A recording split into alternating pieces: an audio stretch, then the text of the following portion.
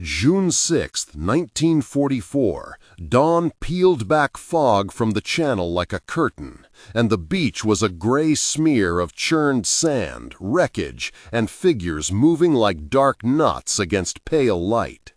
Tracks left by landing craft cut shallow lines toward the shore. Somewhere to the east, hedgerows rose from fields like teeth. It was there, in that bruise of morning, that Pool's tank nose found its angle, and the small, brutal experiment that would remake a doctrine began to take shape. If you want to stay for the whole story and hear how one move turned near-certain death into impossible victory, stay with us and subscribe. He was Lafayette Pool, called Pool or P by the men who trusted him, born on a Texas farm where mornings smelled of cotton and gun smoke. The war found him lean and steady, a hunter before it ever gave him a rank.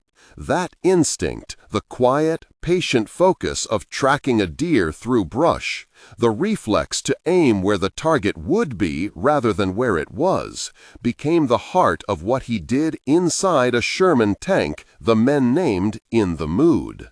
The Sherman was not a beast built to slug it out with panthers and tigers. It was lighter, faster, and vulnerable where German armor was thick. Its gun, reliable at medium range, struggled to find stoppers on heavy plates. Doctrine said, keep distance. Doctrine said, trade space for survival. Pool listened, then began to think like a hunter again. June 6, 1944, D-Day morning, the first time Pool's crew moved off the ramp, the tank engine took on the smell of diesel and salt. Radio static stitched the air. Inside, Bogus's hands were steady on the wheel. Close's movements practiced. Ola's eye measured the arc of the gun. Richards, perched at the bow machine gun, breathed with a tightness the men later called his prayer. The Sherman rolled ash into its hatches. The gunner's sight fogged, then cleared. They met the first armored response on June 10. The reports that came to company command were blunt. Panther, numbers, outclassed Sherman's on armor thickness and on the ranges at which the Panther's 75mm long guns could land a killing shot before the Sherman could. Pool watched the carnage. Flowers, a fellow commander, lost his men when Doctrine told him to hold line and exchange at range. The radio kept a cold, administrative tone, even as the ground answered with fire. Flowers' death read like a ledger entry in some file. Man, crew, tank. For Pool, it was a fracture. He began to think in fractions of seconds. He drilled his crew on quicker routines. The training that followed was a steady percussion of repeated motion. 1, 2, count, he said. The first runs took the team 14 seconds between solid aim and follow-up. They shaved it to 12, then 11. In a hedge-concealed road, he timed them 8 seconds, 7, 6. The numbers became a drumbeat. Each shave in time was another chance to place a shot where the Sherman could find a seam in heavier armor, another chance to avoid returning fire. Muscle memory replaced hesitation. The crew moved as if they shared a single nervous system. Boggs' turns anticipated Ola's sight. Close's load met the gunner's demand a heartbeat earlier. Richards' fire at the bow covered a lane Pool wanted to take. They were not faster because they rushed. They were faster because they were rehearsed until instinct took the place of command. Pool's innovation was not a gadget. It was a tactic built from timing, surprise, and movement. He learned to use the Sherman like a stalking dog rather than a battering ram. Close, sudden, low-angle shots into weak junctions of Panther sides. Flank shots at ranges where the enemy's long gun could not depress enough. The use of terrain to mask approach. Doctrine frowned at this. Higher officers warned against risky advances. Losses would be blamed on recklessness. Poole watched Doctrine's pages and the battlefield's corpses, and chose the battlefield. The first time it worked in a way that mattered was on June 12. Germans in a line of hedgerows believed themselves secure. They had placed a panther across a sunken lane, its silhouette dark and confident. Poole took In the Mood low, engine tucked, using a drainage ditch and a fold in the land to hide his approach. Close pumped in the round. Ola's voice over the intercom was a calm wire. Poole waited for a sliver of the panther's side to reveal itself. He drove in, fired, and the shell found a seam. The panther's engine belched smoke. It was a kill, but more importantly, it was a proof. A Sherman could, at times, be a hunter again if it did not fight on the enemy's terms. Casualties followed. On June 18th, Nance's tank was hit in a field that had seemed safe. He would not rise from his hatch. The company learned the cost of stretching boundaries. The men around Poole watched grief weigh into his jaw and watched him not turn away. He walked among the dead with the quiet of a man measuring the horizon for new hazards. Each death tightened his purpose rather than loosening it. The record across the summer became a series of tight assaults and retreats, of nights washing soot from hands, of patches sewn together in field hospitals, of radio reports with coldly precise numbers. Poole and his crew spent 81 days in combat. Official listings would later record 258 enemy vehicles destroyed and 12 tanks among them. Men on the ground counted the losses in a different register, a notebook of names, the weight of months, the sudden absences at mess. There were moments when improvisation was all that stood between them and annihilation. On June 26th, facing a sudden flank that Doctrine would have told them to avoid, Poole ordered an impulse charge through a lane masked by smoke and collapsed stables. The charge flattened the enemy's arc of fire. Men later argued in company lounges about whether it could be taught. But for Poole, it wasn't a theory. It was the only immediate arithmetic that would keep a crew alive. Poole's small innovations exposed that probability to human discipline. But each success had a cost. They paid with missing friends, with the weight of men who would not come home. On August 19, they engaged a Tiger. The tank silhouette was a different kind of thing. It carried armor and punch that made Doctrine's cautions look like common sense. Poole approached as if stalking a wounded bear, close enough to find a flank, but not so close as to be crushed. He used concealment, broken hedges, and a ruined barn. He timed his shots. Ola's thumb steadied. Close fed rounds without the hint of panic. A flinch of metal, a sound like a closing curtain, and the Tiger found its end not by a single heroic shell, but by accumulated pressure and an exact seam. The men felt the odd hollowness of victory, relief threaded with the knowledge that they had been nearer their graves than they had any right to be. By late summer, the crew's rhythm had become legend in their company. Other commanders visited to see how Poole got Shermans to act like predators and came away with notes on motion and timing. At staff briefings, his methods were both admired and cautioned against. Some officers, committed to Doctrine as a safeguard of predictability, worried about reckless off-script moves. Others saw what the maps and numbers already showed. Adaptation reduced losses. Yet official honors remained complicated. Recommendations had been made in the field for higher awards, and paperwork carried its own indifference. Poole never pursued medal vanity. His concern was survival and the lives of his crew. The personal cost came with a random, cruel logic. On September 19, in a wood that had seemed a corridor of low risk, an artillery round found in the mood. The terrain had been mapped as clear. Reconnaissance had not shown the hazard that would end a career. The strike punched metal and silence. Pain came fast and then all at once. Poole had learned to act on the instant of contact, give orders, check the wounded, move men to cover.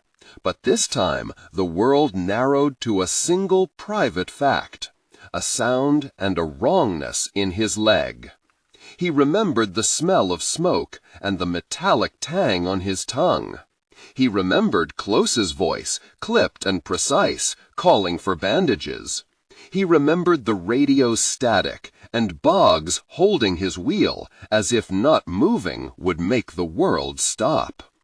The evacuation was a blur of stretcher and diesel, of shouted coordinates, and the slow, grinding movement of field ambulance wheels over churned earth. The diagnosis in the field hospital was direct. The wound had severed more than flesh. Surgeons fought in the light of lamps. They fought for an outcome that would allow him a life afterward, but there was a limit to what could be sewn back. In the end, Poole lost a leg. The amputation was not an end to the man, but a formal, irrevocable change. It turned the hunter into someone who would now learn to navigate the world with a different calculus of steps. Post-war, he returned to a country that did not always match the scale of what he had given. He came home on crutches, the echoes of battle folded into the back of his walk, the sound of tracks that would no longer roll under him, finding a place under the quiet clatter of a small-town street. He married, kept his distance from parades, and in cheap drawers kept a small stack of letters from men who owed him survival. He lived quietly, accepting visits with a stoicism that hid a deeper currency. His grief was not theatrical. He rarely spoke of the field. When he did, it was brief and exact. The Army took notice of his methods in time. After the war, doctrine reviews and studies would fold in fragments of what Poole had done. The close assault under certain conditions, the value of drilled reload tempos, the coordination with supporting arms. Institutional memory kept what worked and discarded what could not be generalized. Thousands of lives likely owed a margin of safety to the practices he and his crew had developed. Yet the public face of heroism preferred spectacles over the arithmetic of seconds and drills. The movies that borrowed a character or two were careful to call the source loosely based on true exploits rather than a copy of the man himself. In quiet moments after the operations, Poole would sometimes sit by the tank's cooling plate and touch the scarred metal as if it were the skin of an animal he had hunted. The motif of hunting recurred in his mind and speech. Choose the lane, time the strike, do not give the prey the choice to turn. He taught his men to look for patterns in enemy movement the way one marks the path of a buck through brush. The hunting image held because it was honest and simple. It did not romanticize the killing, it framed it as a requisite skill for survival. Those who served with him remembered more than tactics. They remembered timing. They remembered how the loader's hands moved like a practiced poem, how the gunner's eye found gaps in armor like a man finding a trail. They remembered the long nights when the radio was the only company, and how Poole's presence felt like a fixed point. Ola would later say that Poole never lost his cool. Close would say only that Pool taught them a way to be less afraid. Richards returned home with a habit of putting his hand to his chest in prayer before sleep. He never spoke of why, only that he did it. Boggs found that driving a truck in peacetime felt strangely quiet at first. He missed the shared rush that had made danger feel like a test worth taking. The people who died along the way did not become statistics for those who mourned them. Flower's death became a cautionary tale in the company, a story told in low tones about the limits of doctrine. Nance's name appeared in condolence letters and in the ledger of the company rosters that families would keep.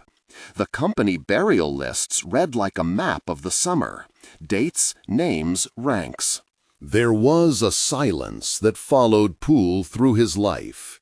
He did not seek interviews. He did not make speeches about glory. He gave a few private briefings to units that came asking how to replicate his tempo training. The numbers he used were plain and stubborn. Shave seconds where you can. That shaving can be the difference between a penetrating shot and a penetrating return.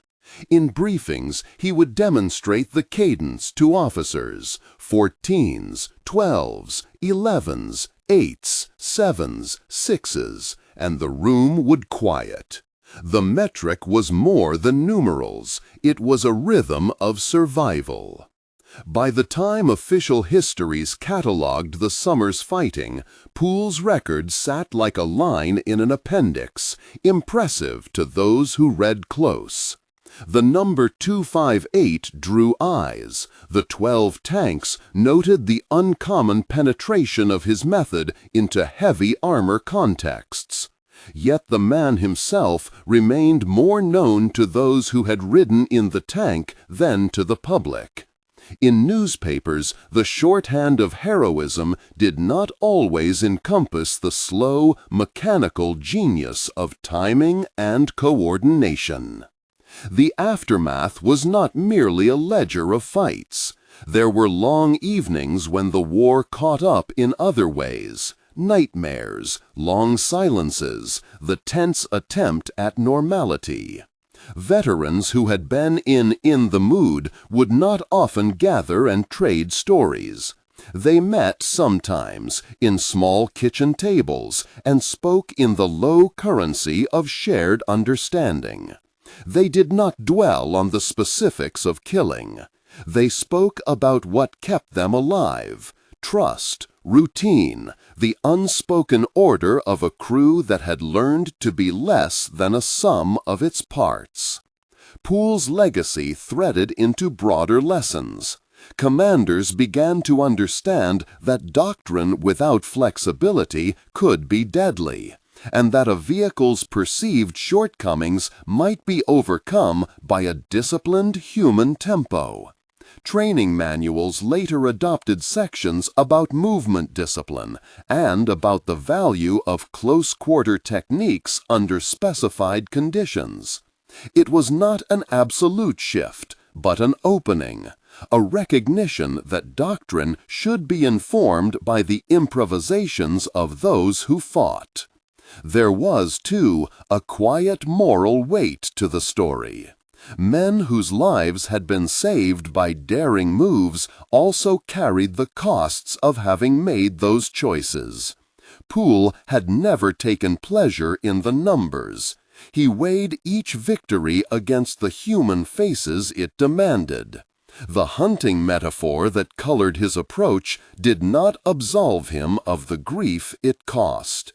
If anything, it sharpened the remorse. As autumn settled, Pool's recovery made him a visitor to unit reunions, a man whose leg would never allow him to stand long at parades, but whose voice could still coach an officer through the timing of a reload.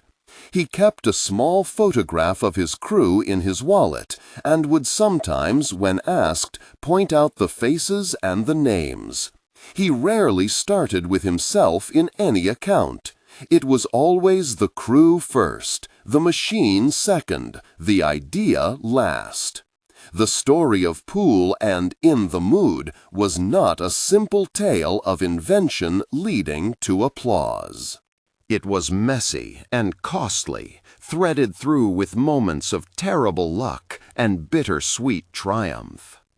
It was a reminder that tactics are human things. They are as much the product of habit, fear, and love for one's men as they are of cold calculation. When the army later folded some of these ideas into doctrine, it was a sign that improvisation had changed official thought. But doctrine would still demand a cost in other contexts. Pool's method worked under certain circumstances, with certain men, with certain terrain. It was not a cure-all. In the years that followed, a film would take freely from the record and call itself loosely based on exploits like his. Pool would not complain. The phrase fit. The public's appetite for narrative simplification never quite matched the complexity of war. Yet, in the leathered faces of men who had been there, the truth remained a different, harder thing. Small, precise, brutal choices made over seconds that could change the lives of dozens. The wound, the amputation, the quiet afterward, these closed a chapter but did not end the influence. Pool remained a teacher in a different mode. He lectured on timing. He argued, not with swagger, but with the kind of plain insistence he had always had. Train so the seconds protect you. His insistence carried a humanity, a refusal to glorify loss, a practical insistence that adaptation saved lives. When the company gathered years later to honor the absent, the speech was short. They did not need grand words. They needed the memory of hands that had moved together, and a machine that had been steered with a hunter's patience. For those who had served, Pool's one move remained as it had been on the field.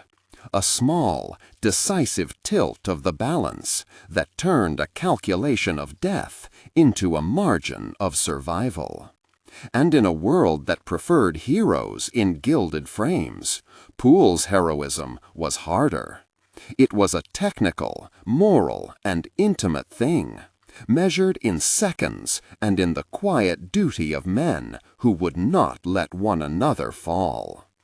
The record stood: 81 days in combat, 258 enemy vehicles destroyed, 12 tanks among them. Names were written into rosters. Wounds were memorialized. Recommendations were filed, and sometimes ignored. And in a barn in Texas, old and weathered, a scrap of metal bore the scar of where In the Mood had been hit. Pool, with one leg and a memoried calm, would run his thumb over it and recall the smell of diesel and the rhythm of a loader's hand. The lesson he left was not a boast. It was a set of practices and a moral calculus. Trust your men. Train until instinct replaces doubt. And be willing to change the playbook when the playbook costs lives. Even after the public moved on, the quiet influence persisted. In classrooms and at training fields, new tankers learned a cadence that had been carved in hedgerows and sunken roads. They were taught that doctrine needed the salt of experience to be useful. When young gunners asked about the numbers, old men would rattle off 14, 12, 11, 8, 7, 6, and then shrug. You shave seconds, you buy lives. There was one last thing Pool kept private. On nights when the war came back like a pressure in his chest, he would take out a small worn notebook and write down names. Not a register of kills, names of men who had laughed at a joke, who had fixed a stuck hatch in the rain, who had passed him a canteen in silence. He kept them in a drawer, and on rare visits, he would hand them a folded note to a son or a daughter.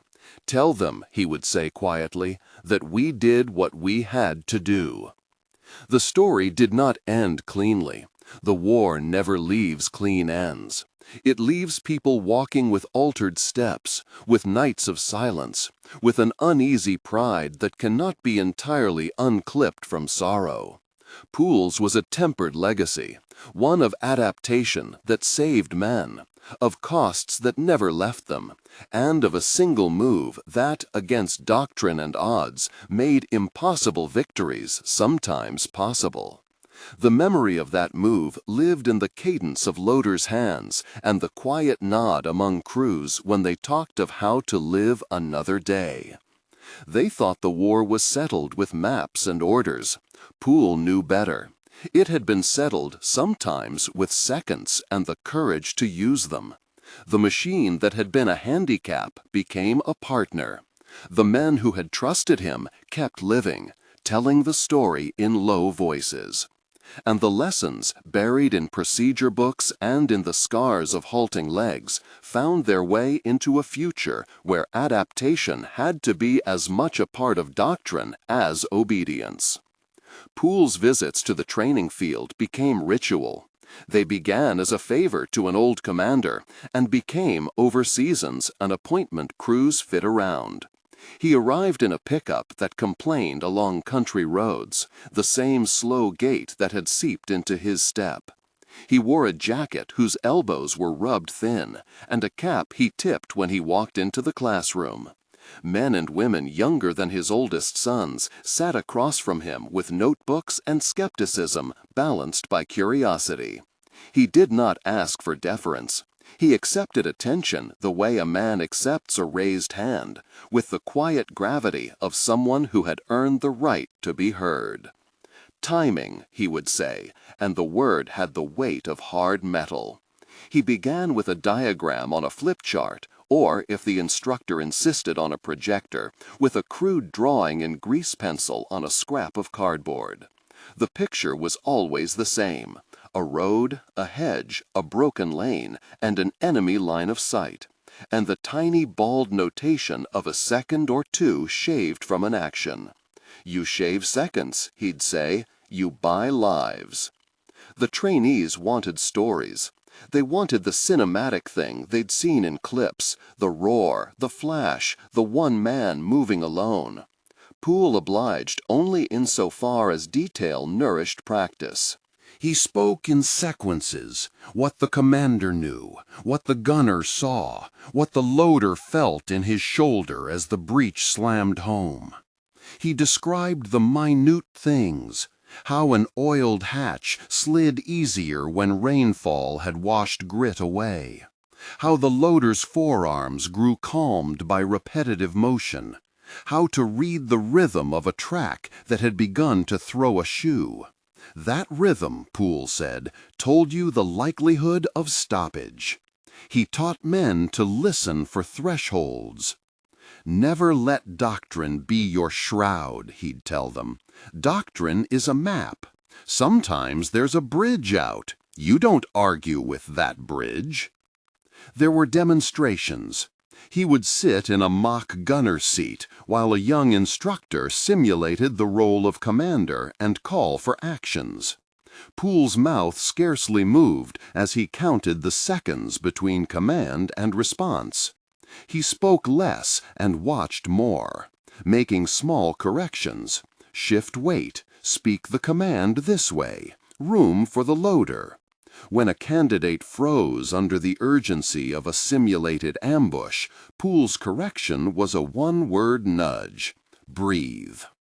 In one winter session, a storm had left the training ground slick and honest. The demonstrators were meant to simulate a retreat. A young lieutenant, Harper, panicked as a column of wheeled vehicles clustered behind him, and in his hesitation the simulated enemy crept a foot closer. Pool, in the low booth, called for a tilt. He did not shout, he said it as if he were making tea. Tilt the track, shift the hull, let them think you are loading, not moving. The instructor obeyed. The column slipped into motion like water finding a seam. Harper later credited that handful of seconds with the preservation of 2 vehicles during an exercise that had gone sideways for others.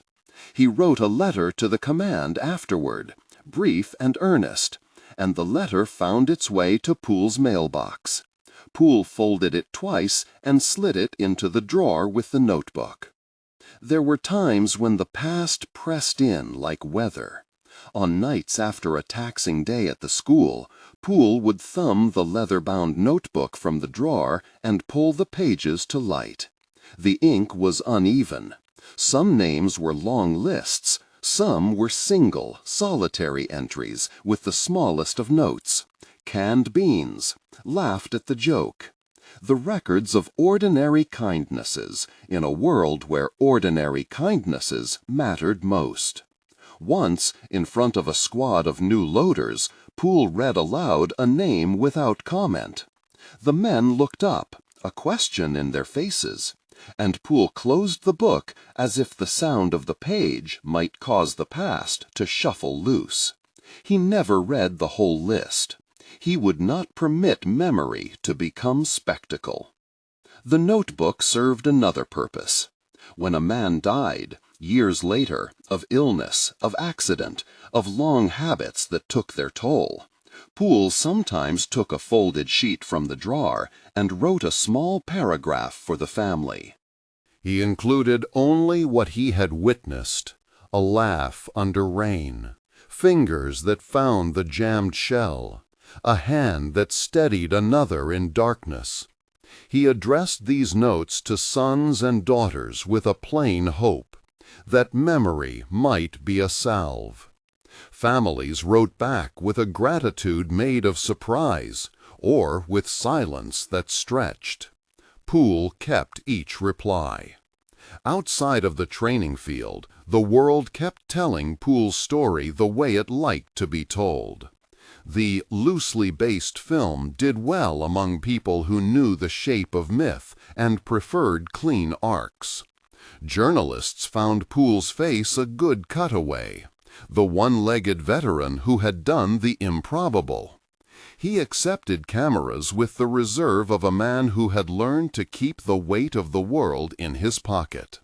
Once, at a charity screening, he sat in the back row and watched men he had known as boys reduced to lines on a script. He left halfway through and walked home through a city that moved with the confident forgetfulness of people who had never had to listen for the rat-tat of a loader's hand to know whether a life hung in balance. He did not litigate the truth. What he had lived, a tilt made in a sodden road, a decision that rebalanced a calculation of death, was not legible to the crowd that wanted tidy stories. That was all right.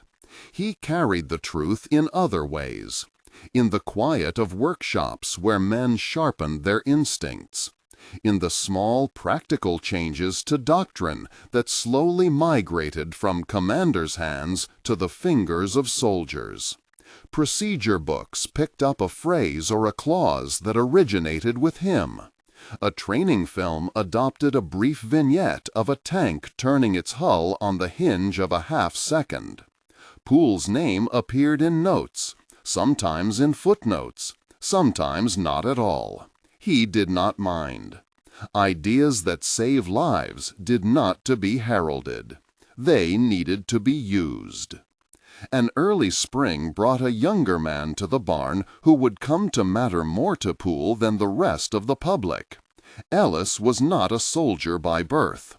He was an engineer who had taken a commission after the old wars made service an attractor to men who wanted purpose. Ellis had a neat haircut, hands that could handle metal without being calloused, and a hunger for specifics. He had read the oral histories and the dry technical reports, and felt in those margins a call to understand the lived practice. He began by asking practical things. "How do you gauge the loader's delay?" he asked once, kneeling on the barn floor beside the dented metal. "How do you notice the hesitation that matters?" Poole looked at him as one studies a chessboard. "You don't always gauge. Sometimes you feel." He tapped the corner of the scarred plate where In the Mood had taken the hit. "There are signals. They speak in the way a man turns his head when he hears a different engine, the way his shoulders settle when a track starts to jerk. All that turns into rhythm if you pay attention." Ellis would visit often. Ellis would visit often. When you force a machine to be part of a moral act, the mechanics find their language in the field, not in the manual. Poole watched these updates with a modest approval. He had not set out to rewrite doctrine. He had wanted only to keep men alive. Still, he felt a small satisfaction when a young crew ran a drill in perfect rhythm and argued over whether a 5-second move had been done with intent or habit. Habit meant better odds. Intent meant a man still thinking within the machine. Both were improvements. There were, too, the ordinary human reckonings. A former crew member's son arrived at the barn one autumn with a photograph and a cautious smile. He had a job and a young family, but the photograph was of his father at 18, jaunty and full of the bravado that youth grants. He had found the name in an old roster and wanted to know what his father had been like. Poole made tea and never gave histories as if they were trophies. He spoke of the small things, the way the man's laughter could soften a tense watch, the time he'd scrounged a cigarette to hand to a younger private under rain. The son listened and cried a secret, rough cry, the kind of men reserve for the privacy of a barn that smells of oil and wood smoke. He left the photograph and a folded note that began, "Dear Poole," and ended with gratitude that was complicated by loss. Poole's body, like every machine he knew, required maintenance. The prosthetic leg demanded care, a changing in socket, a new boot to cradle it through the seasons. He kept the lists of appointments and refused to make them a subject of complaint.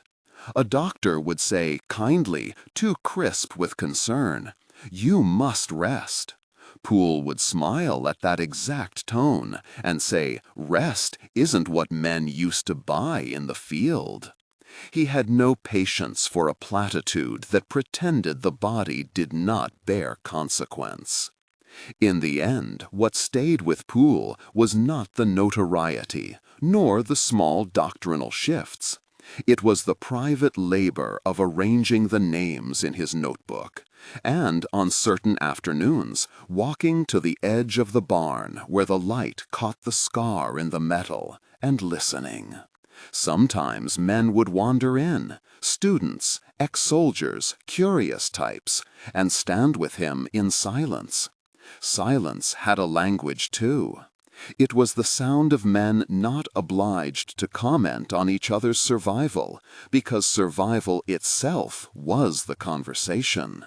On a mild afternoon, when the air tasted like the coming of autumn and the trees were a fainting fan of green and gold, Poole received a parcel from a military museum that had restored a tank to resemble In the Mood.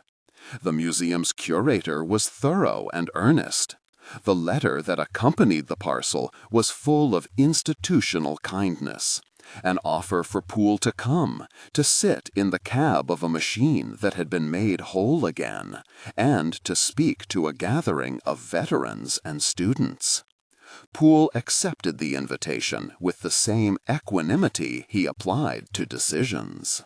He worried briefly, not about being recognized, but about whether the machine in the museum would behave like the one he had known. Machines have biographies. They carry the work of those who fixed them, the sweat of those who drove them, the way a creak forms when a hinge remembers an old motion. He thought of In the Mood's scar, and of the thumb he had rubbed across it for years. He thought, too, of the small tilt, a motion unglamorous and precise. On the morning of the museum event, a crowd gathered under a low sky. Veterans came with medals pinned in uneven rows. There were students in uniform who had never smelled battlefield diesel. There were families. There were men and women who had once been loaders and gunners, and who now had the careful hands of men who had handled lives. The curator introduced Pool with a formality that was meant to be kind. Pool rose and walked with a measured step toward the machine. He sat. For a long moment he only touched the metal, letting the small ritual contact confirm that others had done their work. The controls were orderly.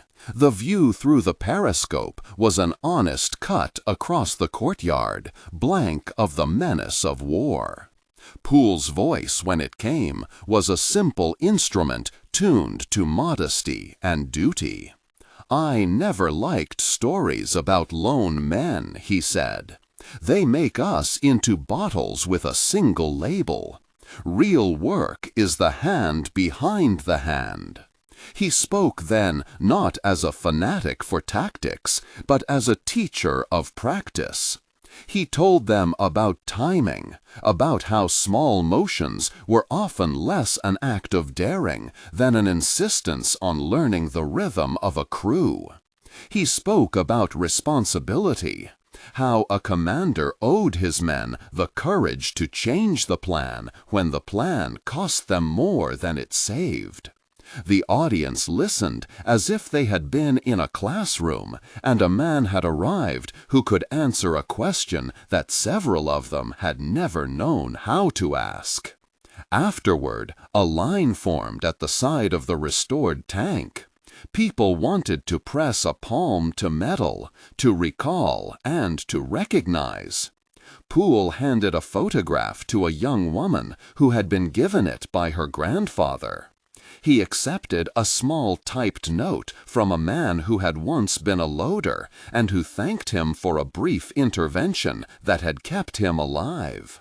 He signed autographs briefly with a compact scrawl. He refused to speak in platitudes.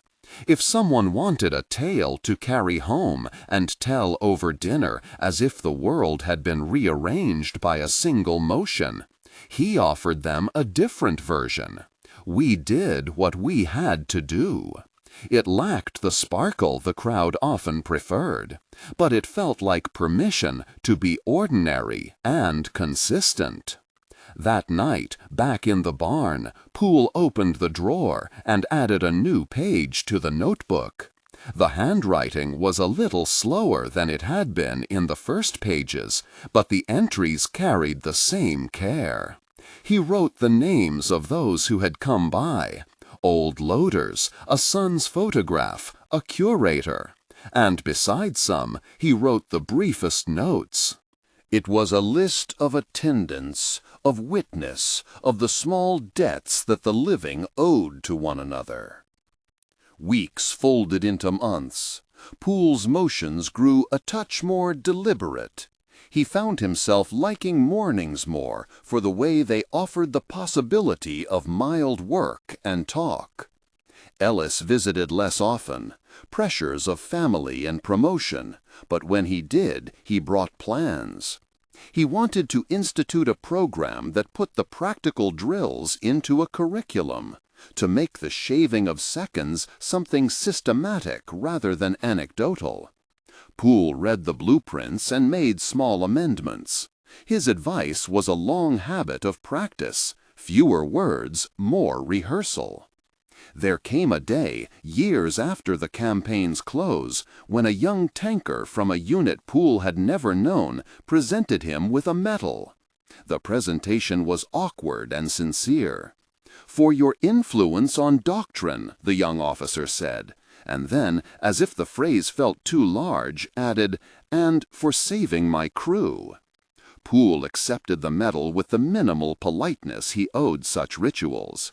He placed it on a shelf where many objects collected dust and intent together. The dented plate, Ellis's notes, the photograph of a laughing boy who had been a man in war. He did not crave recognition. The thing he craved was the continued movement of practice, young men learning cadence, a loader's fingers falling into rhythm, commanders listening to the small noises that might mean the difference between staying and being left behind. To him, that was the point, to forward habits that outlived the bodies that taught them. As seasons turned, the barn took on a new function in the community of men who had known war as a circumstance rather than a headline. It hosted technical nights, quiet fundraisers for injured veterans, and once a child's papier-mâché model of a tank that a veteran's granddaughter had made and insisted he keep. Pool accepted it with an unaffected pleasure. He liked things that were honest in their making. On an evening where the sky was the color of old letters, Pool stood at the threshold of the barn and looked up the dirt road. He held his notebook in his hand. A breeze moved straw and the edge of a tarpaulin. He thought, as he had often thought, that memory was a practice as much as a thing you keep. You tended it like a field. You did not let it go fallow. He turned the page and found a name he had written years ago with a note that said simply, "Remember to tell the boy about the canteen." He smiled to himself and folded the paper, sliding it back into its corner. The night was ordinary. Somewhere in town, a radio played a song from a generation too young for him and too old for Ellis. The sound drifted like the sort of memory that fits into the margins of life. Ellis came by the barn then, boots slowing on gravel, hair damp from a short rain. He carried a box of new pads for practice drills and the sketch of a course he wanted to trial.